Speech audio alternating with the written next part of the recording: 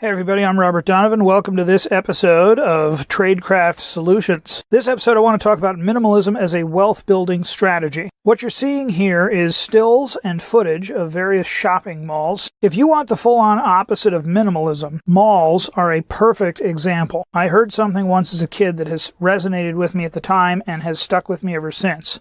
The poor buy consumables, save nothing, and retire broke, poor, and often homeless.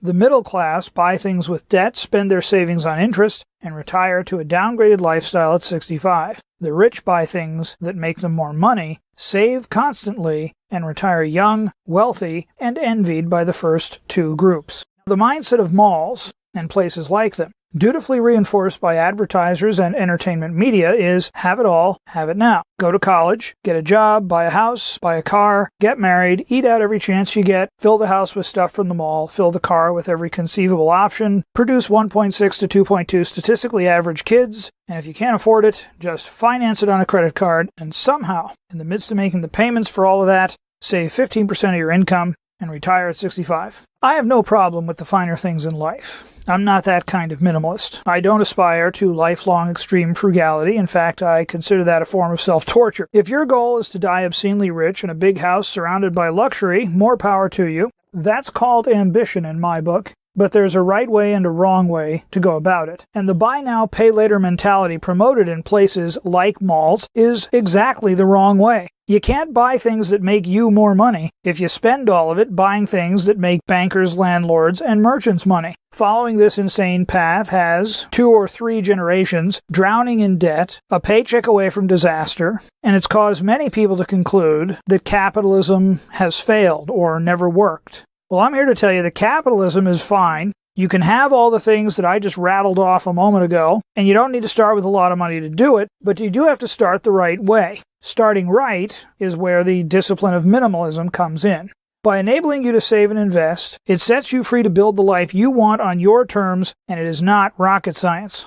Start small, keep expenses low so you can save 50% of your income. Provide for the survival needs first. Create an emergency fund, get the debt monkey off your back so you don't have to constantly chase money, get a side hustle or two going so you can grow your income and deal with the inevitable setbacks more easily, and get every possible dollar working for you. I use the ETF, symbol VTI. This gets you a piece of every major company in the United States and everybody from the loading dock to the boardroom working to make you money. That's your bedrock. That's your foundation. The down payment on a money machine that pays you, and every additional dollar you put into it buys you a raise.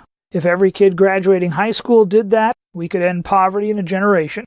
RV living is my first stage implementation of minimalism. It lets me save money every month, enables me to say F you to every landlord in California dumb enough to pay $500,000 for a 1,200 square foot house, and then try to rent it to me at $2,900 a month to live there. If I'm going to work my ass off to make that kind of money, it's either going to go to my VTI account to make passive income for me, or to a plot of land to build a house of my own on. It will not go to cover mortgage and upkeep on somebody else's bad investment. Now, as in all things economic, there is a trade-off to RV living, and that is limited floor space. In exchange for that, though, I'm able to bank about $4,200 at least each year on a $14,000 annual income. Limited space forces me to simplify, focus on necessities, and get rid of dead weight. That's a very useful mental habit that has served me well in many other areas. If you are new to this and wondering where to start, you don't need to go to the extreme of moving into an RV. Start simply by identifying and getting rid of the non-essentials. I use the 2 piles method. Into pile 1, I put anything that I have not used for 6 months or forgotten that I've owned, and that I have no plans to use in the next 6 months. And if I've forgotten I owned it, that probably falls into that category. If it meets these conditions, then it is definitely not adding value or happiness to my life. Pile 2? Well, pile 2 isn't really a pile. It's all the stuff that you left behind when searching for all the stuff to put in pile 1. It's kind of all the stuff you leave on the shelves. But, family heirlooms and keepsakes, that sort of thing. Anything with high sentimental value. I didn't throw those away. I don't have too many of them. If you've got a lot of them, you may want to think about that. Basically, it's anything that doesn't meet the criteria to get into pile 1. When I first did this, I was a little worried about throwing all this stuff away all at once, so I heard about a technique and I did it myself. I wrote down the top 10 favorite things that I do every couple of weeks that I can do within my means that I enjoy the most. One of the interesting things about doing that exercise and making that list, what I was looking for was, is there anything on this list that has anything to do with the stuff that's in pile 1? To my amazement, none of it did. I either did a really good job I picked the right window in 6 months, or I got really lucky, I don't know what, but none of it had anything to do with the stuff on that list. At that point, I felt a lot better about getting rid of the stuff. So I sold, gave away, or trashed everything in pile 1, put the proceeds, which wasn't much, to debt principal, emergency fund, and investments in that order. To avoid accumulating new stuff after getting rid of the old, I started waiting a week on all non-emergency purchases or not immediate purchases to build the habit of avoiding impulse buying. And I repeat the 2 piles exercise once a year to prevent the clutter from building back up. The main message here, and I want to close with this, is that minimalism is not about deprivation. It's about getting the interference out of the way and making sure you can provide for the things in life that really matter to you. Once I had those things covered, the absence of the other stuff felt like liberation, not deprivation.